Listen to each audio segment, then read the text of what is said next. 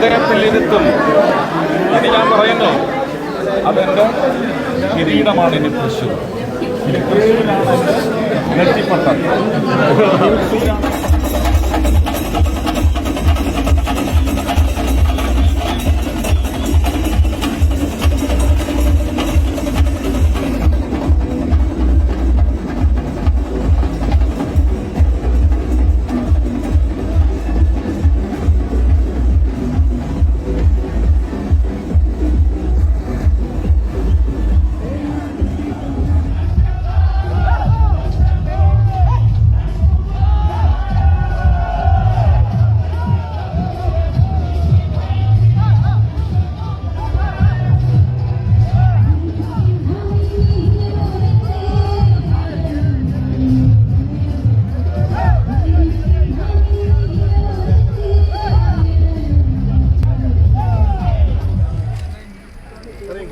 भारत माता के जय।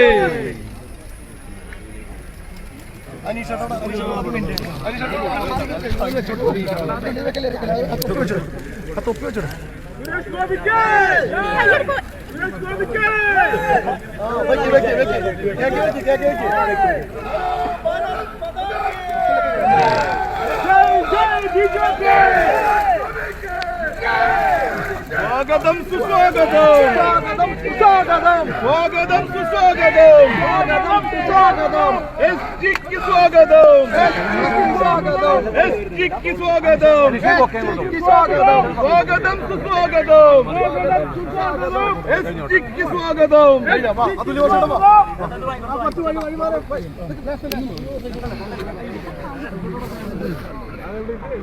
ओके ओके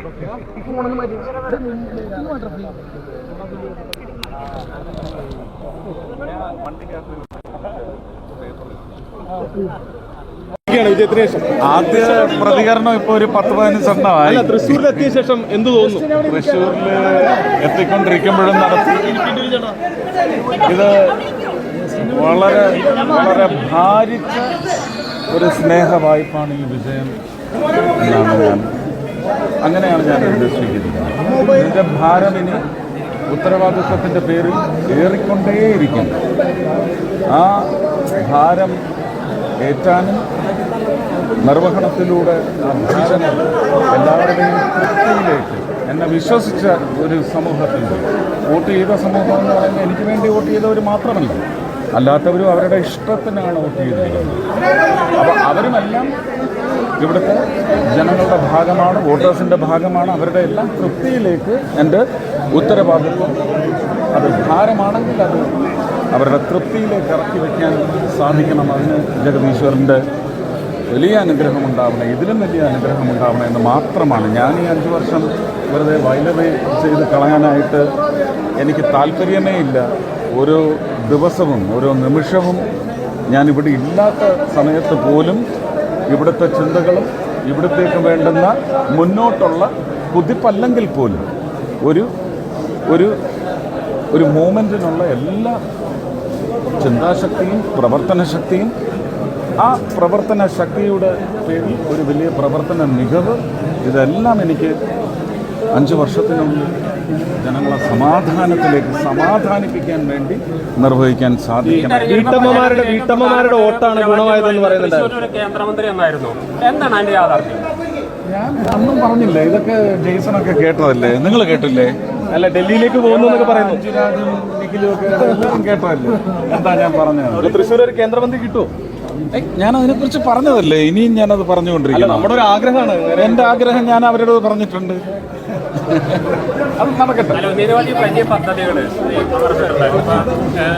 മെട്രോ ഉൾപ്പെടെയുള്ള കാര്യങ്ങൾ അല്ല, അതിൻ്റെ എല്ലാം സാധ്യത ഇനി സാങ്കേതികത പരിശോധിച്ച് അതിൻ്റെ ഫീസിബിലിറ്റി ഇതെല്ലാം പഠിക്കണം. അത് അവർ പഠിക്കണം. നമ്മൾ നമ്മുടെ സ്വപ്നം അത് യാഥാർത്ഥ്യമായാൽ നമ്മൾ സ്വപ്നം കാണുന്ന ഒരു വളർച്ച, അതുവഴി നമുക്ക് ഒരു FDI വന്നു കഴിഞ്ഞാൽ, അതല്ലാതെ തന്നെ ഇവിടെ ഓൺടർപ്രണർഷിപ്പ് പ്രോഗ്രാംസിനൊക്കെ എങ്ങനെയാണ് ഒരു ബിസിനസ് ഫീസിബിലിറ്റിയിലേക്ക്, ഒരു ഫ്ലറിഷിംഗ് ബിസിനസ് ഫീസിബിലിറ്റിയിലേക്ക് ഒരു ഭയങ്കര ഡിവൈൻ ലോജിസ്റ്റിക്സ് വന്ന് ചേരാൻ പോകുന്നത് എന്ന് പറയുന്ന ടെക്നിക്കൽ സ്റ്റഡി അവർ നടത്തും. നടത്തി അത് ഫീസിബിൾ ആണെങ്കിലാണ് അവർ അതിനു വേണ്ടി പിന്നെ നമുക്ക് സമ്മതം തരികയും നടപ്പിലാക്കുകയും ചെയ്യും. വീട്ടമ്മമാരുടെ വോട്ടാണ് നമുക്ക് ഗുണമായതെന്ന് പറയുന്നത്. അവർക്ക് വേണ്ടി പ്രത്യേക വീട്ടമ്മമാര്, ചെറുപ്പക്കാർ, ആ വീട്ടമ്മമാരുടെ ഇംഗിതമറിഞ്ഞ് അവരുടെ കെട്ടിയന്മാര്, അല്ലേ, അപ്പന്മാര്, എല്ലാവരും സർക്കാർ വിരുദ്ധ വികാരം വോട്ടായി മാറിയിട്ടുണ്ട്. ഞാൻ അപ്പോൾ ഒന്നും ഞാൻ പറയുന്ന കിട്ടാത്ത ആളുകൾ ഒത്തിരി പേര്. അത് നമ്മളെ പോലുള്ള ഒരാൾ 5 പേരുടെ കാര്യം ഏറ്റെടുത്താൽ ഇതിന് സൊല്യൂഷനാണ്. അതുകൊണ്ട് നമ്മൾ സർക്കാരിന് ആശ്വാസം കൊടുക്കുകയൊന്നുമല്ല, ആ സർക്കാരിൻ്റെ നടപടിയെ ജനങ്ങൾ ചോദ്യം ചെയ്തു കൊടുക്കും. ഞാനതല്ലേ ചെയ്ത്. തൃശ്ശൂർ സ്ഥിരതാമസമാകുമോ 5 വർഷം? സ്ഥിരതാമസം പോലെ തന്നെയായിരിക്കും. കാരണം ഞാൻ ഒരിക്കലും എൻ്റെ അപ്പനെന്നൊക്കെ വന്നിട്ട് ഇറങ്ങത്തില്ല. അത് വേണമെന്നില്ല. ഈ ഏറ്റെടുത്ത സിനിമകളുണ്ടാവും.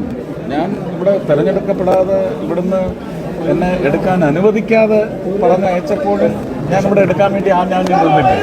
അതിന്റെ കൂലിയായപ്പോൾ ഓക്കെ, താങ്ക് യു. അതേപോലെ 6 മണ്ഡലങ്ങളിൽ മുന്നിൽ വന്നു. ഈ ഗുരുവായൂർ മാത്രം എന്താ നമ്മൾ പുറകിൽ പോയതെന്നൊരു ഗുരുവായൂർ ഇനി വരും. വരുത്തം അതൊക്കെ പോവല്ലേ?